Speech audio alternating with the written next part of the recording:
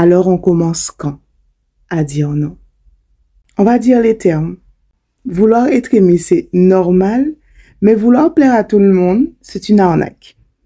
C'est une transaction invisible où tu vends ton âme pour acheter une paix qui ne dure jamais. Chaque fois que tu lâches un oui, alors que ton ventre crie non, tu creuses ta propre dette. À force de porter le masque que les autres veulent voir, tu finis par ne même plus savoir qui tu es sans ton costume de gars sympa ou de fille sympa. Dire oui par peur du conflit, ça ne règle absolument rien. Ça crée juste une frustration qui va finir par exploser en mode agressif ou te bouffer de l'intérieur. Essayer de garder tout le monde content, c'est un job à plein temps et pas payé en plus, et ça finit direct en fatigue chronique. Plus tu lisses, moins on t'aime vraiment. Tu penses que ça renforce tes liens? Eh bien, c'est tout l'inverse.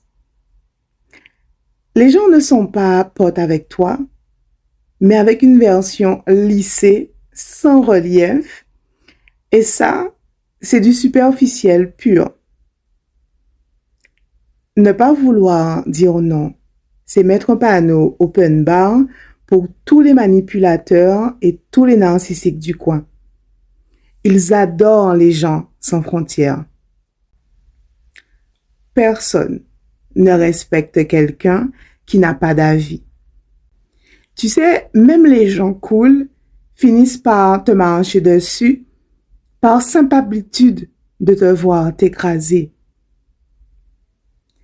Chaque minute que tu passes à remplir l'agenda de quelqu'un d'autre, c'est une minute que tu voles à tes propres rêves. Imagine, tu as 100 € d'énergie par jour. Si tu distribues 10 € à chaque personne qui te demande un truc pour leur faire plaisir, à la fin de la journée, tu n'as plus un rond sur toi. Tu finis ta vie en payant, en ayant financé les projets des autres, alors que toi, tu es en faillite personnelle. En tant qu'identity coach, je te dis ceci. Le prix caché du besoin de plaire, c'est toi. Tu achètes des likes et des sourires de façade avec la monnaie de ton propre respect. L'approbation des gens, ça change comme la météo. Le respect de soi, c'est le seul capital qui ne se dévalue jamais. Et en tant qu'antillaise, je mets un point d'honneur à faire la liaison entre notre histoire et ce besoin de plaire. Sache que si aujourd'hui tu t'épuises à vouloir plaire à tout le monde, sache que ce n'est pas juste un trait de caractère. C'est un héritage invisible qui vient de loin. Aux Antilles, le besoin de plaire a longtemps été une stratégie de survie.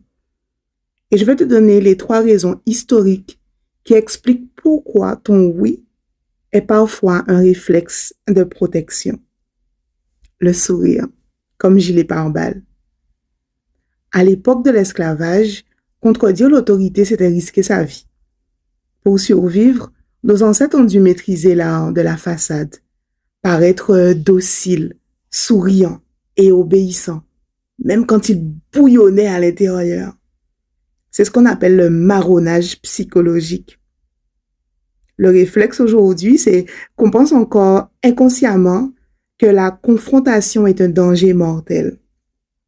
Alors on contourne, on fait semblant, on dit ce que l'autre veut entendre pour garder la paix.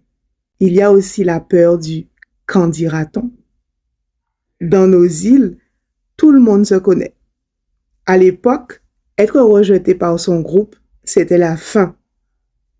On nous a donc éduqués avec le fameux « pas faire moun parler de on, ne fais pas parler de toi ». Le poids aujourd'hui, c'est que tu ne portes pas seulement tes désirs, tu portes la réputation de toute ta famille. Plaire devient une obligation pour ne pas faire honte à la lignée. On sacrifie son authenticité sur l'autel de la respectabilité. Maintenant, parlons du syndrome de l'antillais parfait. On s'est construit avec l'idée qu'il fallait être irréprochable pour être accepté par la société. Et c'est aussi le piège du modèle de la mère potomitan. Cette femme qui porte tout, ne se plaint jamais et s'oublie totalement pour les autres. La pression aujourd'hui, c'est qu'on croit que pour être une bonne personne, il faut s'épuiser. Alors maintenant, on valide son existence par l'excellence et le sacrifice au lieu de simplement s'écouter. Le résultat, c'est qu'on porte une double identité épuisante. Et c'est le grand paradoxe antillais. À l'extérieur, tu es la personne sympa, polie, qui accepte tout, alors qu'à l'intérieur, c'est rempli de colère, de frustration et de fatigue profonde. En tant qu'identity coach, mon travail, c'est t'aider à comprendre que dire non aujourd'hui, ce n'est pas trahir tes ancêtres ou ta famille. C'est enfin honorer ta propre vie et sortir d'un mode survie qui n'a plus lieu d'être.